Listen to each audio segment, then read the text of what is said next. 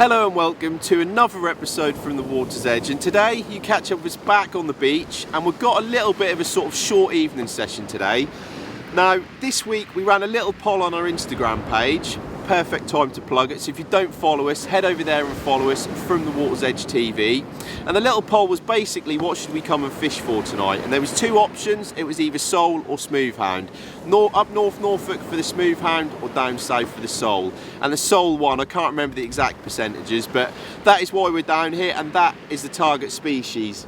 Now in typical true Water's Edge fashion, all week the sea has been flat calm, and yeah, it is not tonight, no surprise. Been a lovely day in Norwich, hardly any wind. Come round the corner up there and you see the white horses. So not ideal conditions, but you got to be in it to win it. So I'm just going to get the rig baited up.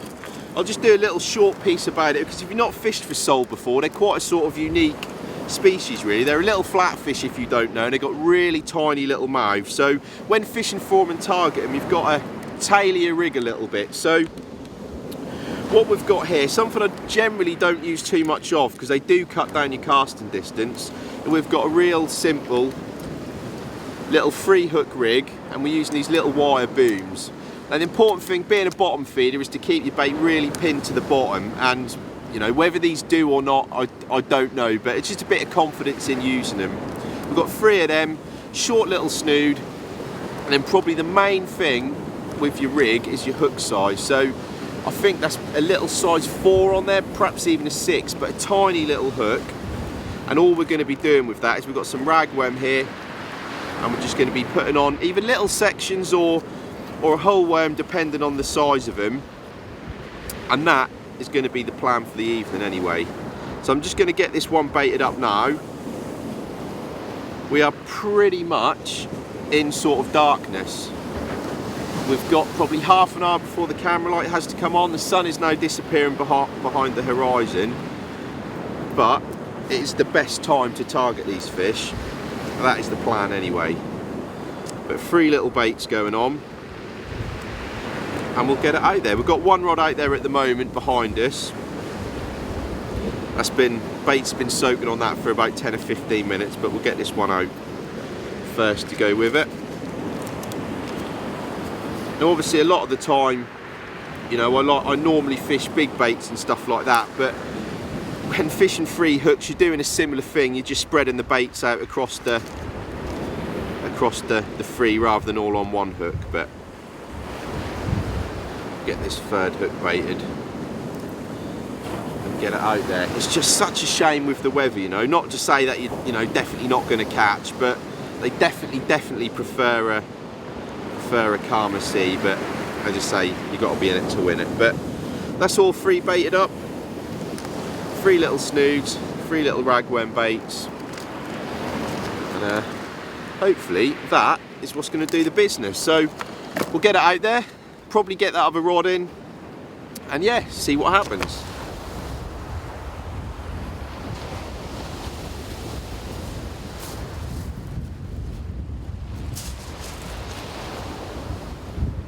So first couple of chucks, very quiet with the small hooks, but to be expected really. I didn't expect a lot until the cover of darkness has fallen, and we're pretty much there now.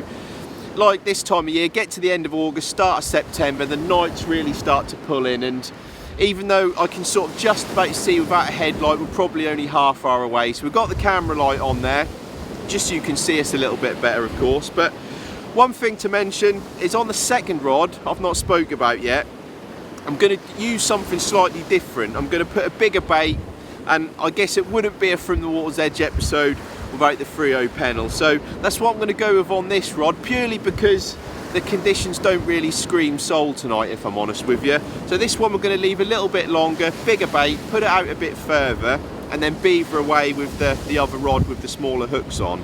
That is the plan anyway. So I'm going to get this one baited up now.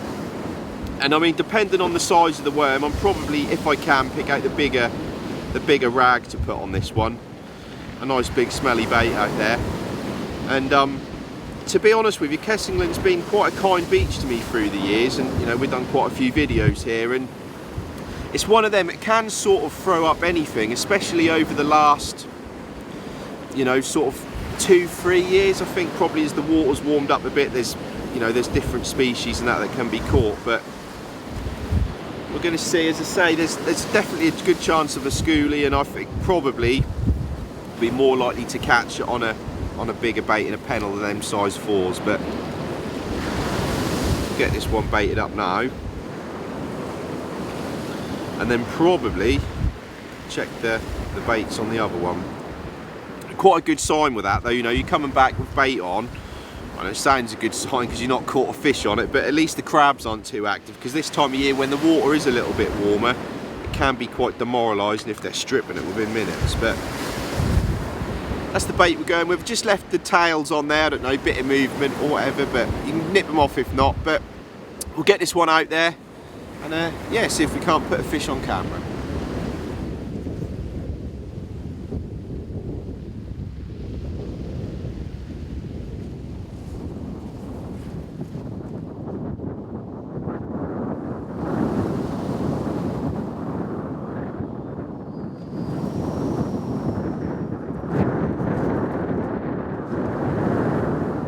Well, I just had a proper bite on the bigger bait, and I got something a lot better on here. I think this is certainly no sole. I don't know what it is, but as I said, this time of year it's quite a bit of a mixed beach really. There was a proper slack line bite, and I really had to wind down and keep up with it, and there's definitely something nodding in the surf, so fingers crossed we can get him in and show you whatever he is. There's quite a bit of tide running. I'd say it's one of the biggest tides of the year, but we're not far away now. Hopefully we'll be able to show you whatever he is.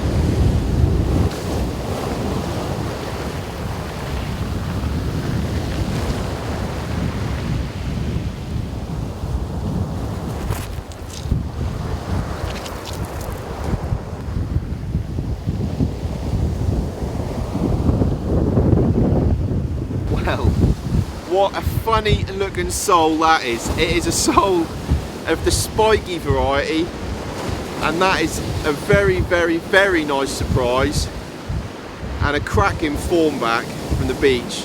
Not caught too many of these, to be honest with you. They're a little bit more common now around our part of the coastline than what they were, but when I was sort of a young lad and come fishing with my dad, they were a bit of a mythical creature, and they never really had many of them, but certainly over the last few years they've become a bit more common, and yeah, that one's well and truly spiny. But what an absolutely cracking fish, and as I said, you really have got to be in it to win it. Turning up here tonight, a little bit disappointed with the conditions, that wind picking up and stuff like that, and certainly when something like this turns up, it makes it all worthwhile. And certainly what a sort of, I guess when a plan comes together, calling it by putting that slightly bigger bait out there, the bigger hooks, just seeing just what will turn up, because that's one of the beauties why I love sea fishing. You just never ever know. But we won't keep her out too long. We'll get a slip back and we'll get another bait out there. Classic Chris, he's forgot his waders, so I'll step up. The camo waders are on. I know they've had some love in the past, and I'll slip it back for him. But this is the first time in forever I've been jealous that I've not had my rods on the beach. Well done, Chris. I'll get it back.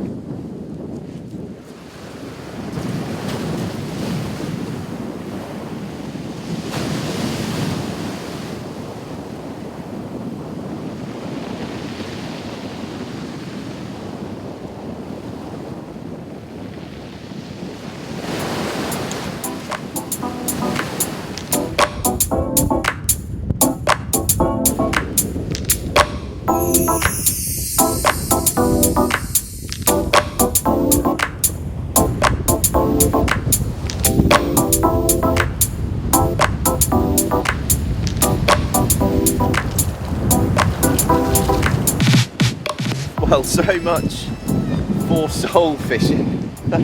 Again on the pennel. Now what an absolute dude he is. Tiny little starry hound. I don't know if he's much bigger than the bait, to be honest with you. And yeah, I don't know if I've ever caught one that small. but he is perfectly formed. Certainly a bit different from the ones we were getting out with Phil on board the Chinook just a few weeks ago, but we'll get him unhooked and we'll get him slipped back. Well, just going to have a little look at this one, just as put that little smooth hand pup back, and a pretty good rattle on this one, but to be honest with you, I wouldn't like to call it with what's happened so far tonight. This one pretty much flicked out just in that sort of gutter, and yeah, proper good rattle. Not very far out at all, so we should hopefully have something to show you in a second. Feel like there's a little bit of weight there. We've had a couple of whiting as well, and yeah, it wouldn't surprise me if that's perhaps what we've got on here, but you do never know. We're speaking to a guy actually who walked past earlier, who'd fished the beach a couple of nights ago and had managed a sole or two, so there's still a chance. We got just on the leader, and we have got and what was I just saying about whiting at this time of year? Really strange. That top one's actually not a bad fish, to be honest with you. Certainly if you were coming here targeting them end of September, October, you'd be more than happy with that, but that is not what we want at this time of year targeting sole. But we'll get them unhooked and we'll get them all slipped back, get some more baits in the water.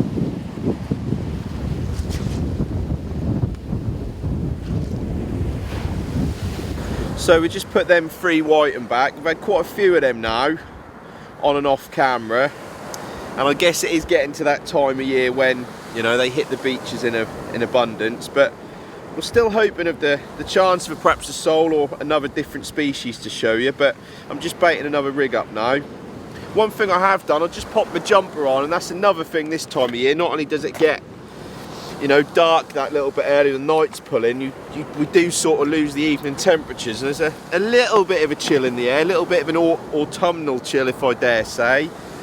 But yeah, that rod's baited up, ready to go.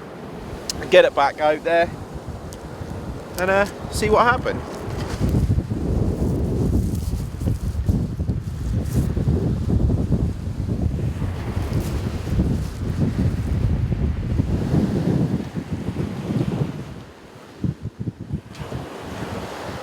Well, that's that rod out there fishing away. As I mentioned earlier, we're not actually going too far with this. Rod's literally in that gully, so probably, I don't know, between say 20 and 50 yards has been the range with this one all night. The other rod's gone a bit further, but we sort of experiment with that a little bit, you know, perhaps drop one short, one out a bit longer, but we are pretty much now right at the top of the tide, so it might be that we've sort of had the best bit of the fishing now, the water's right up. But I think perhaps we'll give it another hour with the other side, fish through slack water, yeah, hour of the ebb and see what happens. But fingers crossed, there's still a little bit of time, we might be able to show you a few more fish.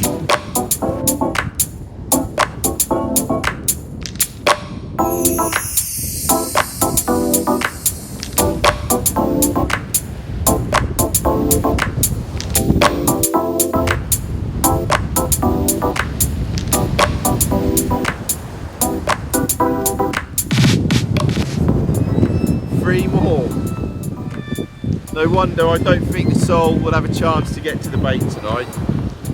But we'll get them unhooked, get them back.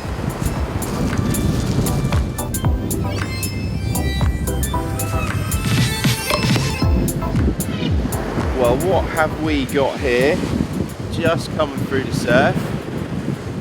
And we have got a little schoolie. And that was one thing I said I was sort of half expecting with the conditions as they were, and we've not been wrong, and that now is the 4th species, I think. And what a little cracker he is as well. Perfection in miniature. But we'll get him unhooked and we'll get him slipped back. Again, on the pennel rig, it's been, well, for the better fish anyway, it's been by far the most productive. So yeah, get another bait out there.